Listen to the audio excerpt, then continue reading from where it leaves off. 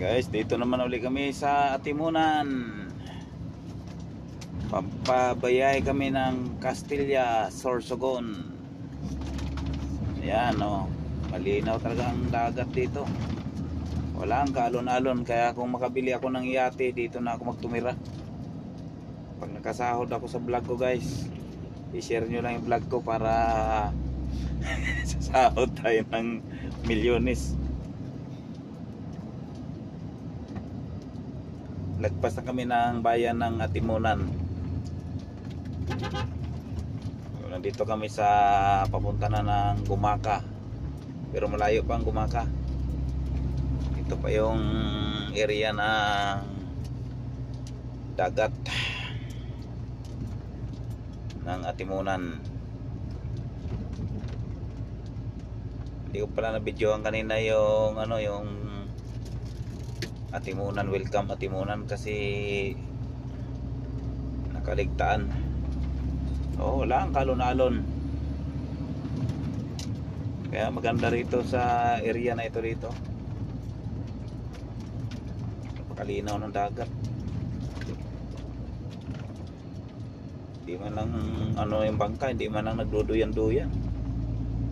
Pero may time din na nadaanan namin dito ay maalon din, pero hindi gaanong kalakihan. Kagaya sa Baler Aurora, nandayo ko ng Baler Aurora, sobrang lalaki ng alon kahit walang hangin.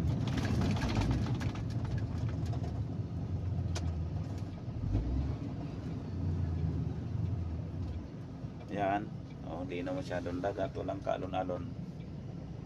Walang kalon-alon ng dagat.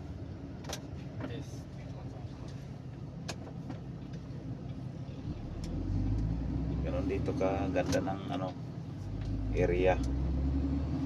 Ewan ko lang kung bumagyo dito, kung malakas din bang alon. Pero yung pinakamalaking alon dito madadaanan pa ng bangka nung ako'y dumaan dito na mayroong ulan.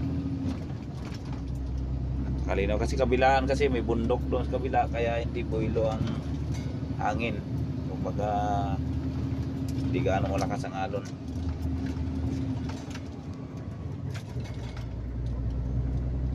Ayun.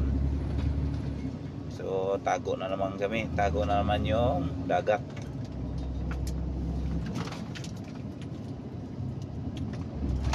Malayo pa kasi ang biyahe namin, kaya nilibang-libang lang namin muna sa video-video. Patanggal antok. Patanggal antok. Kasi 2 beses na kami bumiyahe. Pagdating namin sa Ligaw, Albay, ay inunload agad kami at bumalik naman kami dito ngayon. At pagbalik namin kaninang umaga, so galing Albay hanggang Sariaya, Quezon, ay natakbo ko lang ng 8 oras. Tapos ngayon mas malayo to sa amin kay Castilla ngayon, sa Sorsogon. Malayo na mas malayo pa siya ng 100 km. Kaya halos nagmumukha na kaming walang ligo, pero naligo kami kahapon. Tapos nasiraan pa kami kanina. Diyos mio, Marimar. kaya mahirap talaga yung yung biyahero. So dito pala guys, malapad ang daan dito. Pero mayroon pang iba na makipot na, yung lalo yung may mga kabayan, na mga squatter na kabayan dito sa tabing release. Yung release ng train na hindi na naipagpatuloy ng mga administrasyon ngayon. Yung panahon ni Duterte, nagana na yun dito yung train. Ngayon wala na naman.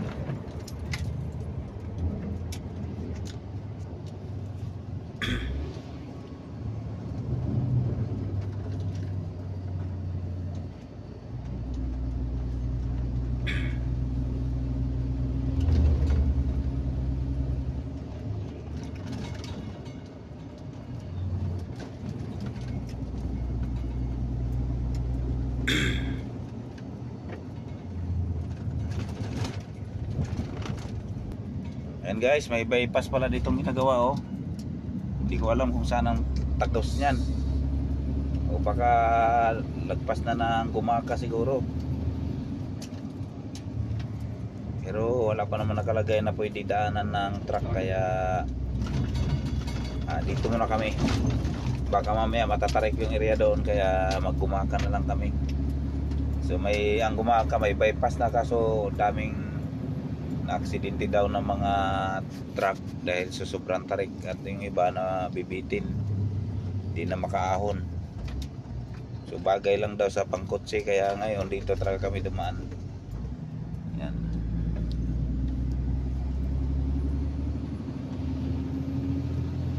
So guys, dito na lang. Binidyo ko lang yung dagat ng Atimunan sa napaka sobrang linaw, kaya yun lang muna ang aking ibibidyo.